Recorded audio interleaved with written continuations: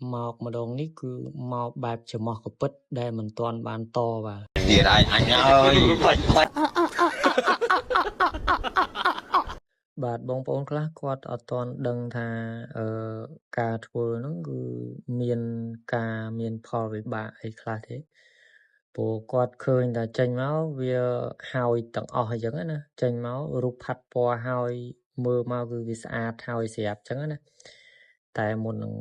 ដល់ដំណាក់កាលហើយស្រាប់ហ្នឹងគឺមានការកាត់តច្រើនដែរបាទហើយ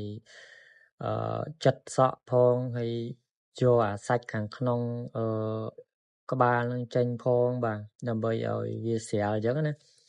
ហើយអាហ្នឹងវាជាសាច់ឈើរលួសបាទដើមរលួសណាមិនមែនដើមកទេខ្ញុំបានបញ្ជាក់ហើយបញ្ជាក់ទៀតអញ្ចឹងណាហើយ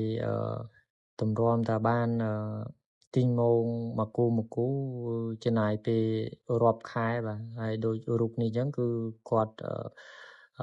យកអាសាច់ខាងក្នុងចេញណាសាច់រលួសហ្នឹងណា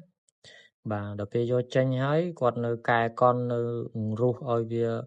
អាឡូងឲ្យវាស្អាតនៅខាងក្នុងនឹងទៀតហ៎បាទបងប្អូនខ្លះគាត់មិនដែលឃើញពីរបៀប